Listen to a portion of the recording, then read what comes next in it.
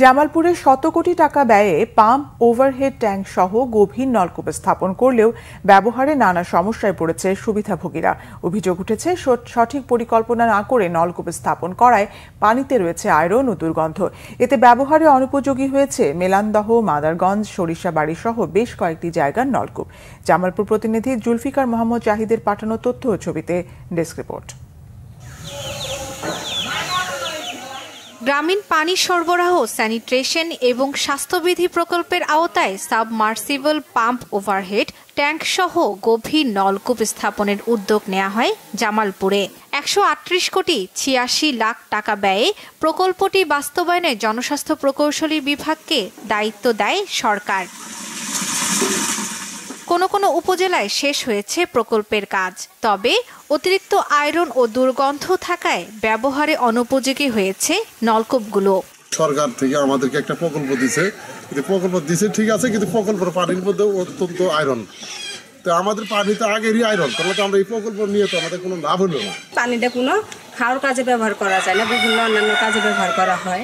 গন্ধ, ঘোলা পানি, এই পানির মানে স্বচ্ছ পানি না। যেখানে টিউবওয়েল যাবে সেখানে প্ল্যাটফর্ম করে দেওয়া হবে, কিন্তু এখন দেখছি যে কাজ চলে গেছে, প্ল্যাটফর্ম করে দেয় নাই। পানি সংরক্ষণের জন্য প্ল্যাটফর্ম নির্মাণের কথা থাকলেও নেই অধিকাংশের বাড়িতে। এতে অস্বাস্থ্যকর পরিবেশে পানি সংগ্রহ করছে কেউ।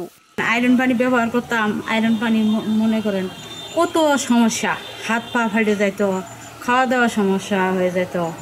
এমনকি মনে করেন ওই থেকে মুক্ত হয়েছি। আর আগে ওখানে টিউবওয়েল আসিল, আয়রন আসিল, আয়রনের তো মুক্ত পাইছি। পাক শাক করে খাই, কোনো ঝামেলা হয় না, কাপড় চোপড় কোনো ঝামেলা হয় না। খুবই সুবিধা হয়েছে ইনশাল্লাহ। আমরা সরকারের কাছে দাবি করি পানি আরো একটু সুন্দর, আমরা 40 ঘরের মধ্যে পানি একটু সুন্দর পাই। পানির নমুনা সংগ্রহ করে সমস্যাগুলো চিহ্নিত করার মাধ্যমে ব্যবস্থা গ্রহণের কথা জানিয়েছে জনস্বাস্থ্য প্রকৌশলী অধিদপ্তর।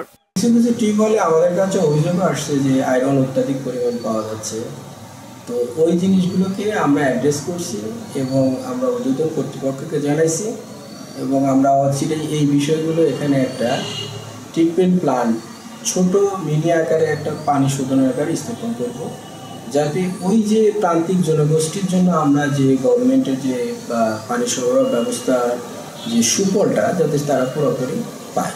সমস্যা সমাধানে উদ্যোগ নেয়ার দাবি স্থানীয়দের। Bangla vision news desk.